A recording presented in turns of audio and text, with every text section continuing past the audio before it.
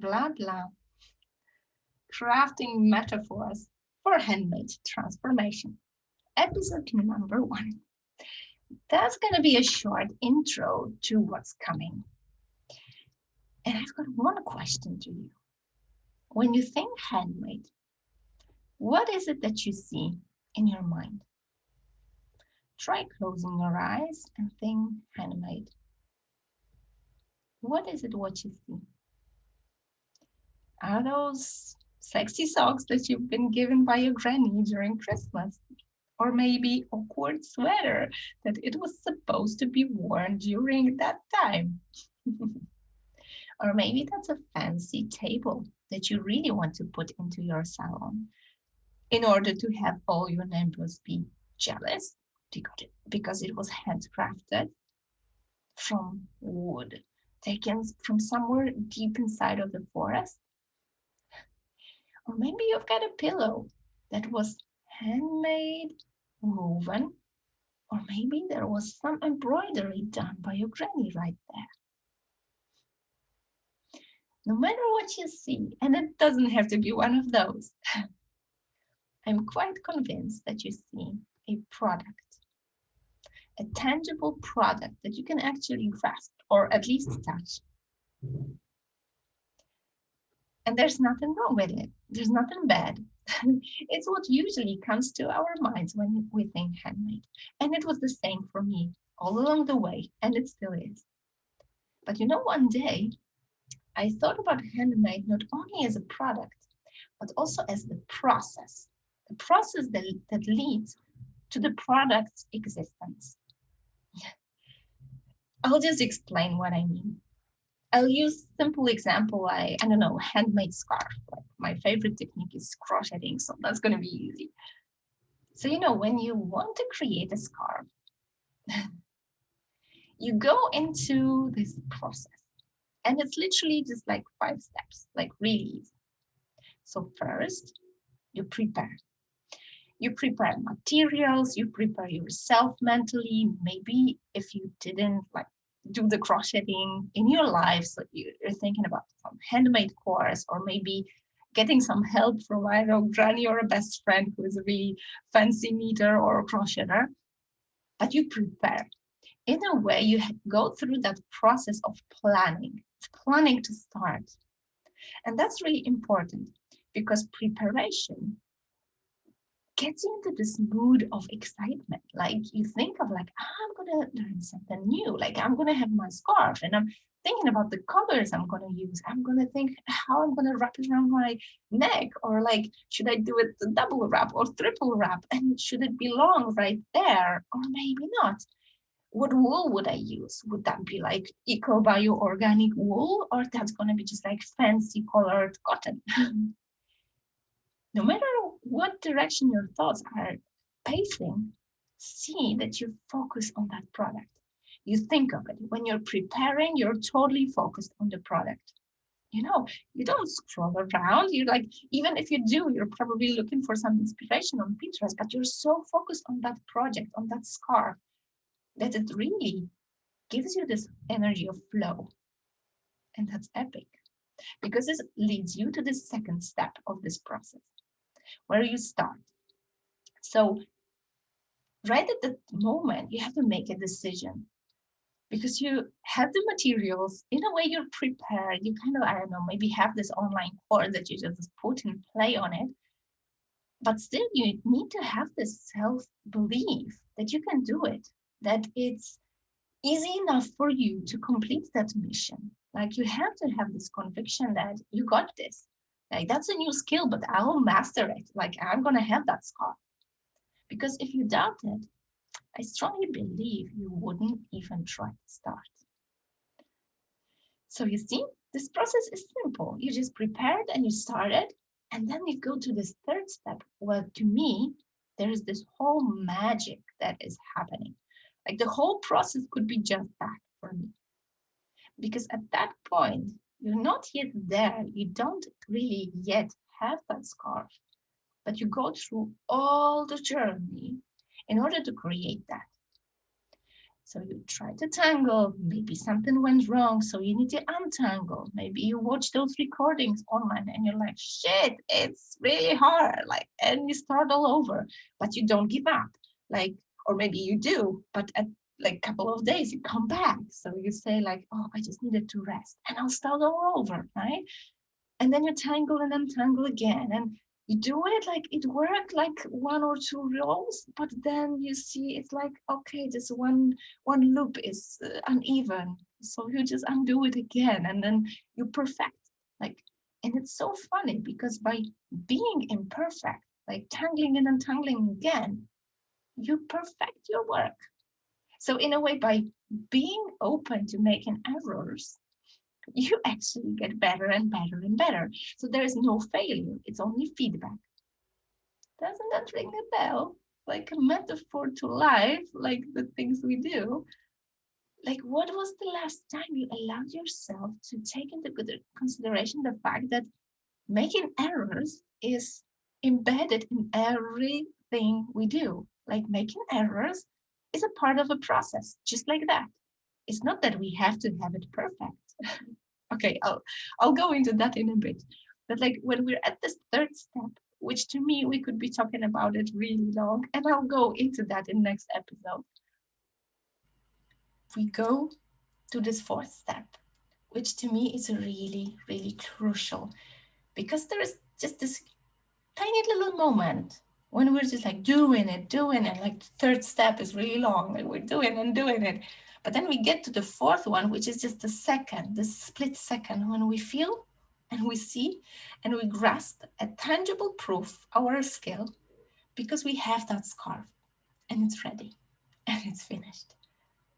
And as I said, it's just a split of seconds, but the spectrum of feelings that explode in that split second is such an immense power. We feel completed, we feel proud, we feel accomplished, like we accomplished something new. We feel we mastered a new skill. We have this tangible proof of the fact that we can do it. Like we did it. We've got the scarf the way we wanted it. And this whole array of positive emotions out of the little scarf makes it not last only a split second, but invites us to this fifth step, which to me is really what brings us to handmade and keeps us there, keeps us addicted to buying yarn, like in my case, is the fact that this feeling, this pride, this self-accomplishment, this awareness that we can do whatever, like if we did that scarf, like we can do whatever, that gives us fuel for the new project to start all over again. Maybe do the second scarf and gift it as a gift to somebody, or just think of a sweater now, because it seems that if we did a scarf, we can go for something more difficult, right?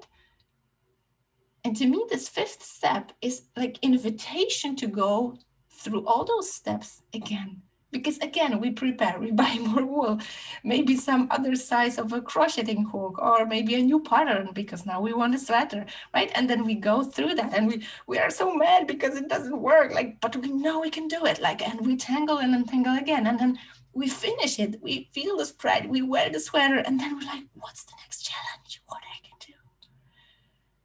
And I guess you already know what I mean with the process. It's so simple, like on this mind level, we know it. It's basic, right? But I didn't discover the world here, right? But to me, magic lies in perceiving the process. Because when we look at just the scarf and we think handmade, okay, like a handmade scarf, that's it. And then we think about the process that led that scarf to existence and what it did to us, then the huge transformation is just around the corner. Because what if we took this process, this handmade process, and used it as an allegory for our transformation, for our inner growth, for the shifts we need in our life?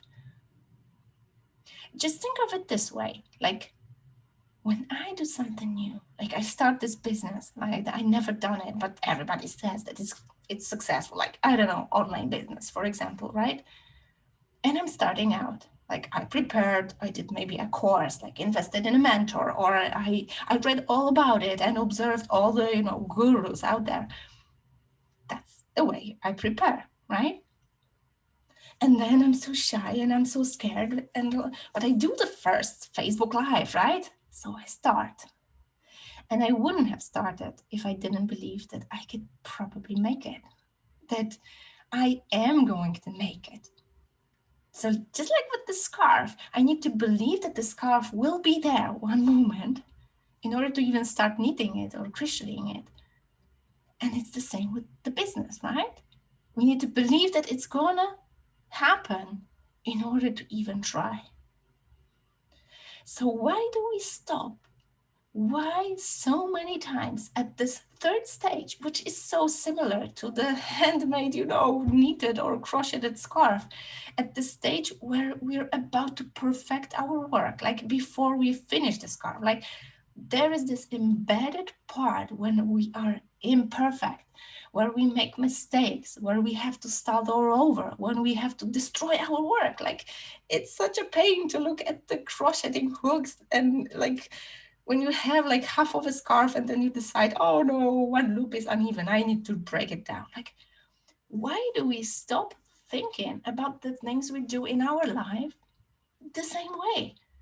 Untangling is the same part of a process as tangling it. Making mistakes is an embedded part of succeeding. Failure is the way we learn. There is no failure, there's just feedback. How can we do those loops better? How can we make our business better? How can we succeed? What is the thing that we like and we don't like? And it's the same with relationships. Like we have crappy relationships. Well, they told us what we don't want, right? In order for us to understand where's our place, where we belong, where we want to be in terms of relationship, parenting, cooking, gardening, name it. It applies to everything. And the moment we get it, just like in business, just like in handmade, the moment we get that scarf, it's just an invitation for more. It's not the moment that we've finished and we're done. It's the gateway to something bigger, for expansion. That's a gateway, that's this invitation for us to grow. So why don't we take this handmade process, those 5 little steps or 5 huge steps, that we could use that in order for us to grow? So I want you, next time you think of some failure, the darkest moment when you sit down and you're like, shit, those Facebook ads, they don't work. I don't want to do that business anymore. Like when you sit down and have that thought, please remember handmade process. Think of this handmade item. I asked you to think of this handmade, and you probably thought of the sock, the sweater, the scarf, whatever that was. Was it that the table, like design wooden table you thought about, or anything else? Please anchor this thought. And each time you feel like a failure and you feel like giving up, think of a handmade process. Handmade process that was applied in order to create that handmade item, but also the handmade process you can use in order to tell yourself, shit, failure is the most precious thing I can get. That's the way I learn, and that's the way I perfect my results. That's the way I do my scarf. I hope you enjoyed that. I hope that each time you face yourself with some failure, you're going to feel this power within you. And you're going to use that in order to create your perfect world. And it's not about perfection. It's about perfecting. It's about this constant struggle for more, for completing, for doing the 4th step, like having the scarf in your hand, but inviting yourself for expansion. Because I believe you can do more. You can be more. You can have more. It's just a matter of your decision and having this capacity to go through the process of imperfect errors that will lead you to the thing you want and invite you to more. Hope you liked this one, and I hope you're going to be with me for the second episode. I'll try to go deeper into all of those steps, and I will really warmly invite you to go into discussion. If that hit the nail on the head or resonated somehow with you, or you think it could be something beneficial for me, please do share in a comment. I'll be really looking forward to them. See you in another episode.